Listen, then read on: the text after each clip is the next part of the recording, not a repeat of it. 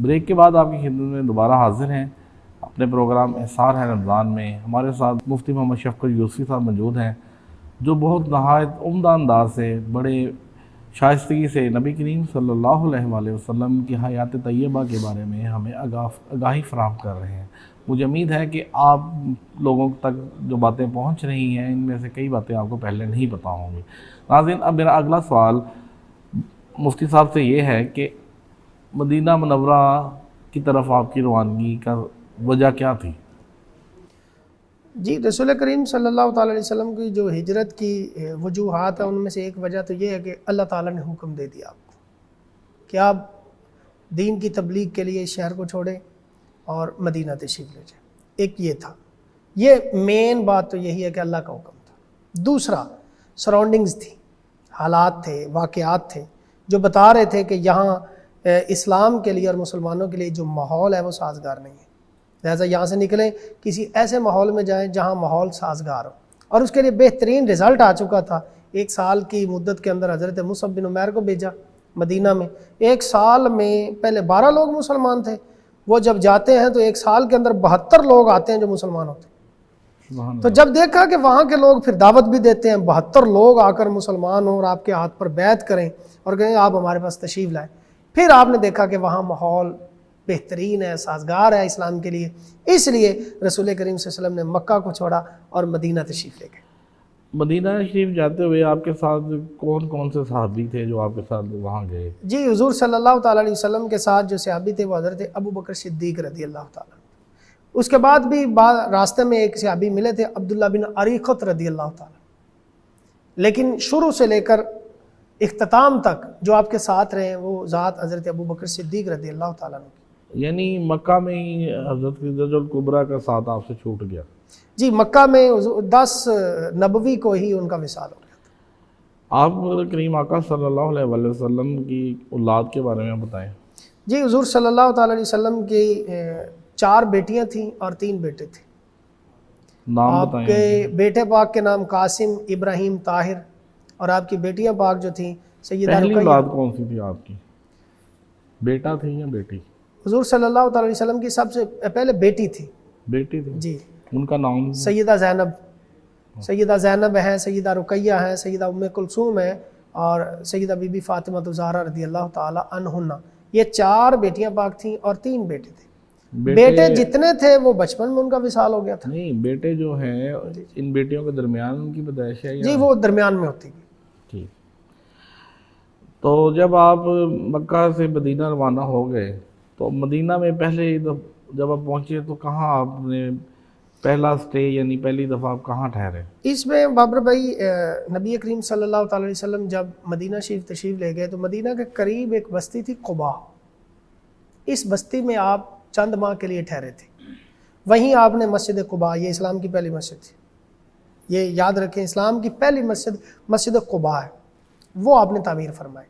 پھر اس کے بعد مدینہ والے آپ کا انتظار روز کرتے تھے اور اپنی چھتوں پر آتے تھے، کب وہ تشریف لائیں گی بستی، ہم ان کا استقبال کریں گے، یہاں تک کہ جب رسول کریم صلی اللہ علیہ وسلم وہاں قباء سے چلے، اور یہ قباء اور مدینہ میں فاصلہ 2.5 میل کا ہے، وہاں سے آپ چلے اور جب جا رہے تھے تو ایک یہودی نے پھر صدا لگائی مسلمانوں کو، مسلمانوں جس کا تم انتظار کر رہے تھے وہ تو تشریف لا رہے ہیں۔ تو پھر سارے مسلمان اکٹھے ہوئے، آپ کا استقبال کیا، آپ مدینہ میں داخل ہوئے۔ ہر ایک کی خواہش تھی کہ آپ ہمارے مہمان بنے، ہر ایک نے اپنے دروازے کھولے ہوئے تھے اور ہر ایک کی خواہش یہی تھی کہ رسول پاک صلی اللہ علیہ وسلم ہمارے ہی مہمان بنیں گے۔ لیکن رسول پاک صلی اللہ علیہ وسلم جس اونٹنی پر سوار تھے، آپ نے فرمایا یہ اللہ کی طرف سے معمور ہے، اس کو چھوڑ دو، اس کو پتہ ہے اس نے کہاں جانا ہے۔ جب وہ آپ سرکار اونٹنی پر تشریف فرما تھے، وہ چلتی جا رہی تھی، جس گھر اور جس کے دروازے سے وہ اونٹنی آگے نکل جاتی وہ پریشان ہو جاتا کہ اب میرا گھر تو گیا، اب کسی اگلے کو اس کی امید ہوتی اور لگن بڑھ جاتی، شاید میرے دروازے کے اوپر یہ رک جائے۔ تو چلتی چلتی حضرت ابو ایوب انصاری رضی اللہ تعالیٰ عنہ ان کے دروازے کے آگے جا کر بیٹھ گئی، اور یہ بیٹھی وہاں تھی جہاں اب مسجد نبوی ہے۔ یہ پورا ایک گراؤنڈ تھا، میدان تھا، یہاں پر مدینہ کے لوگ اپنی کھجوروں کو خشک کیا کرتے تھے۔ سامنے بالکل مکان جو تھا، اب بھی اگر آپ باب السلام سے داخل ہوتے ہیں اور نبی کریم صلی اللہ علیہ وسلم کے معاجہ شریف پر آپ سلام عرض کرتے ہیں تو باب البقیع سے نکلتے ہیں، باب البقیع سے نکلے تو سامنے جو پہلے والی چھتری آتی ہے وہاں پر مکان جو تھا وہ حضرت ابو ایوب انصاری رضی اللہ تعالیٰ. مدینے میں پھر آپ نے تبلیغ اسلام شروع کی. جی جی بالکل. مدنی زندگی کے بارے میں کچھ بتائیں، کیسی مدنی زندگی تھی؟ حضور صلی اللہ تعالیٰ علیہ وسلم کی جو مدنی زندگی تھی ان کا آغاز ایسے ہی ہوا کہ سب سے پہلے آپ نے ایک مرکز بنایا، یعنی مسجد نبوی کی تعمیر کی، اور پھر میثاق مدینہ کے اندر یہودیوں کے ساتھ رہنا تھا چونکہ ان کی سازشوں سے بچنا تھا، یہ سارے معاملات طے کیے. اس کے بعد پھر آہستہ آہستہ لوگوں کی تبلیغ کے لیے آپ سرگرم ہو گئے اور لوگوں کو اسلام میں داخل کرنے کے لیے آپ نے دن رات محنت کی. پھر غزوہ بدر ہوئی، یہ 2 ہجری کو ہوئی. 2 ہجری کو روزے فرض ہوئے. 2 ہجری 9 شعبان کو روزے فرض ہوئے تھے اور رمضان المبارک کی 17 کو غزوہ بدر ہوئی. کتنے غزوات آپ نے؟ 27 جو غزوات ہیں ان کا ذکر ملتا ہے. غزوہ اس کو بولتے ہیں نبی کریم صلی اللہ علیہ وسلم جس میں خود کمانڈر ہوتے ہیں اور خود لیڈ کرتے ہیں، اس کو غزوہ بولتے ہیں. اور سریہ اسے بولتے ہیں جس میں حضور صلی اللہ تعالی وسلم خود شریک نہ ہو بلکہ اپنے کسی صحابی کو لیڈر بنا کر بھیج دیں، لشکر کا امیر بنا کر بھیج دیں، اس کو سریہ بولتے ہیں. ہو وہ جنگ حضور کے زمانے میں 27 غزوات ہوئے ہیں آپ کے.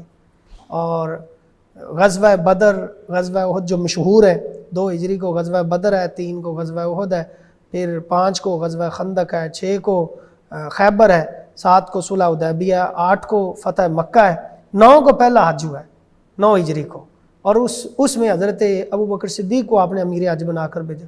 10 کو حضور نے خود حج کیا ہے 10 ہجری کو، اور یہ زندگی کا حضور کا پہلا بھی حج تھا اور آخری بھی حج تھا. آپ نے 4 عمرے کیے تھے اور 1 حج اپنی عمر پاک میں کیا، اسی کو حجۃ الوداع بھی بولتے ہیں. یہ پہلا بھی حج تھا اور آخری بھی تھا. اور 11 ہجری کو رسول کریم صلی اللہ تعالی وسلم کا وصال پاک. جی، نبی کریم صلی اللہ علیہ وسلم کے غزوات میں کامیابی سبھی غزوات میں ہوئی؟ جی بالکل. رسول کریم صلی اللہ تعالی وسلم ہر غزوہ کے اندر کامیابی ہوئی. غزوہ احد جو ہے اس میں معمولی سی جو بظاہر لگتا ہے کہ شکست ہے، لیکن وہ بھی شکست نہیں کہیں گے اس کو بھی. وہ حکمت عملی میں جہاں کمی آئی اور رسول کریم صلی اللہ علیہ وسلم کی بات کو نہ مانا گیا، تھوڑی دیر کے لیے آزمائش آئی. 70 صحابہ اس میں شہید ہوئے، زخمی ہوئے، لیکن حقیقی کامیابی ہوئی. کیوں؟ اس لیے کہ کافر پھر بھی دوڑ گئے تھے. صحابہ کرام کو جب حکم ہوا نا کہ جس عالم میں بھی اللہ اور اللہ کے رسول کی اتباع کرو، پھر ان کے پیچھے دوڑے. یہ غزوہ خندق میں خندق کھودنے کا مشورہ کس نے دیا؟ جی یہ حضور صلی اللہ تعالی وسلم کے ایک پیارے صحابی تھے حضرت سلمان فارسی رضی اللہ تعالی. انہوں نے کہا تھا حضور ایران سے میں آیا ہوں، فارس سے آیا ہوں، وہاں تو جنگیں ایسی ہوتی ہیں لوگ خندقیں کھودتے ہیں. اب ٹائم تھوڑا تھا، تیاری نہیں تھی، اس لیے آپ نے حکم دیا چلو بھئی سلمان فارسی کے مشورے پر عمل کرو اور خندق کھودو. پھر خندق کھودی گئی اور اس میں حضور خود شریک ہوئے، یہاں تک کہ آپ نے ٹولیاں بنائیں. اس میں مہاجر بھی ہوتے ہیں، مہاجروں نے یہاں سے وہاں تک کھودنی ہے، انصار نے آگے کھودنی. اور وہیں پر وہ واقعہ پیش آیا تھا جب صحابہ نے کہا حضور انصار ایک طرف ہے، مہاجر ایک طرف ہے، ایک بندہ ایسا ہے نہ مہاجر ہے نہ انصار ہے، اس کا کیا کرنا؟ فرمایا وہ کون سا؟ کہتے ہیں سلمان فارسی. یہ نہ مہاجرین میں آتے ہیں نہ انصار میں آتے ہیں، ان کا کیا کرنا؟ رسول کریم صلی اللہ علیہ وسلم سلمان من اہل البیت، سلمان کو چھوڑ دو، یہ تو میرے گھر والوں میں سے. یعنی حوصلہ افزائی کی اپنے صحابی کی. آپ نبی کریم صلی اللہ علیہ وسلم کی ساری زندگی یہ سوائے حسنہ ساری ہمارے لیے ایک چشم راہ ہے. آپ کوئی ایسا کوئی بات آپ جو آپ کو دل کو بہت اچھی لگی ہو، آپ ناظرین کے ساتھ شیئر کرنا چاہتے ہیں؟ رسول کریم صلی اللہ علیہ وسلم کی ہر بات ہی اعلیٰ ہے. آپ کا اخلاق دیکھ لو، آپ کا کردار دیکھ لو، آپ کی گھریلو زندگی دیکھ لیں. میں جو دیکھتا ہوں نا رسول کریم صلی اللہ علیہ وسلم کی جو گھریلو زندگی ہے اس میں آج ہم بہت دور ہو چکے ہیں. رسول پاک صلی اللہ علیہ وسلم کی ازواج فرماتی ہیں کہ آپ جب بھی گھر آتے سلام بلاتے. اتنے بڑے انسان ہو کر وہ اپنی ازواج کو سلام بلاتے. مسواک کرتے سب سے آ کر پہلے، کیا تاکہ منہ سے کسی کو بدبو گھر والوں کو نہ آئے. حالانکہ آپ کے پسینے میں ہی خوشبو تھی، لیکن ہمیں تعلیم دینی تھی. آپ اپنے جوتے جو تھے وہ خود گانٹ لیتے تھے. اپنے کپڑوں کو خود پیوند لگا لیتے تھے، اپنے کام کا آپ کی ازواج فرماتی ہیں آپ خود اپنے ہاتھوں سے کرتے تھے۔ کوئی سوئی ہوتی تھی زوجہ تو اپنی عبادت کی وجہ سے بھی اس کو جگاتے نہیں تھے، آرام سے تہجد پڑھتے تھے کہ سوئی ہوئی زوجہ کو یا میرے گھر کی خاتون کو اس کو بھی تکلیف نہ ہو۔ ناظرین، مفتی صاحب نے بڑی شائستگی کے ساتھ سوالوں کے جواب دیے۔ یہ ٹاپک ایسا ہے کہ دن رات ہم باتیں کرتے رہیں ختم ہونے والی نہیں ہیں، لیکن پروگرام کا وقت ختم ہونے جا رہا ہے۔ ابو ہریرہ رضی اللہ تعالیٰ عنہ سے روایت ہے کہ نبی کریم صلی اللہ علیہ وآلہ وسلم نے فرمایا کہ 7 تباہ کن گناہوں سے بچو۔ لوگوں نے پوچھا وہ کون سے گناہ ہیں؟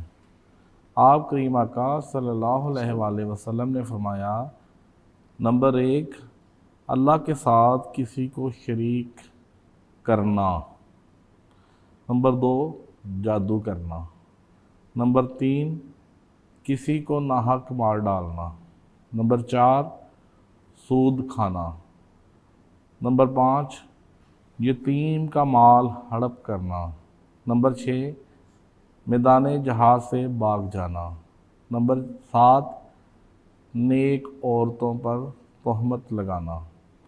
ناظرین، مجھے امید ہے کہ آج کا پروگرام آپ کو بہت اچھا لگا ہوگا، بہت سبق آموز باتیں آپ کو ملی ہوں گی۔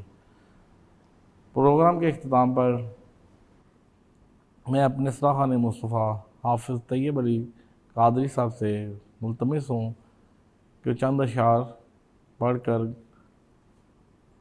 عقیدت کے پھول نچھاور کریں۔ حدود طائر سدرا حضور جانتے ہیں، کہاں ہے عرش معلی حضور جانتے ہیں۔ خدا نے اس لیے قاسم انہیں بنایا ہے، خدا نے اس لیے قاسم انہیں بنایا ہے کہ بانٹنے کا کرینہ حضور جانتے ہیں، کہ بانٹنے کا کرینہ حضور جانتے ہیں۔ بروز حشر شفاعت کریں گے چن چن کے، بروز حشر شفاعت کریں گے چن چن کے، ہر ایک غلام کا چہرہ حضور جانتے ہیں، ہر ایک غلام کا چہرہ حضور جانتے ہیں۔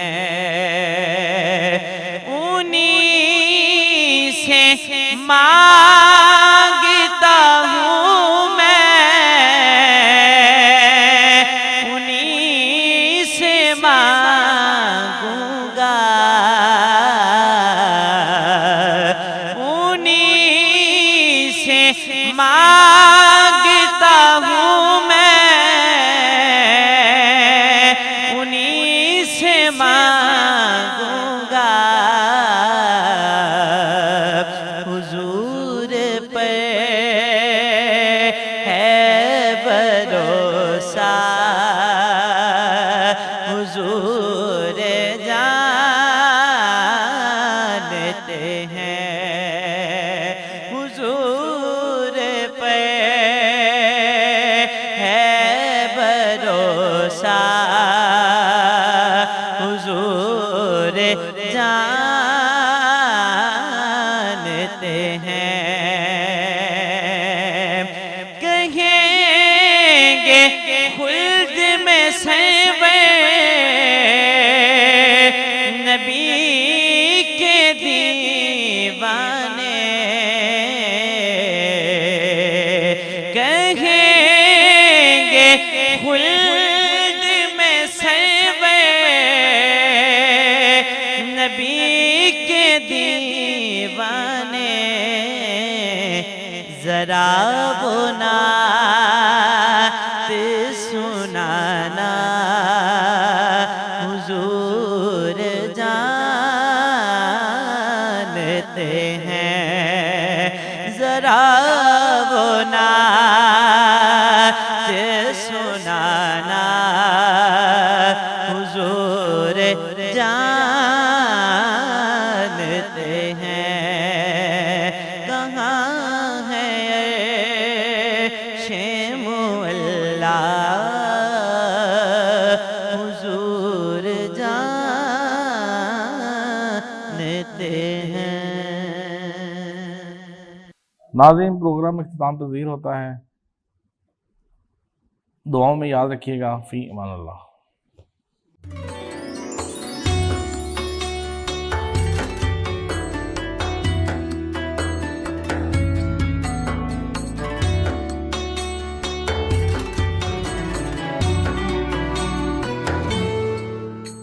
Subscribe now and press the bell icon. Never miss an update. Studio 99 Production House.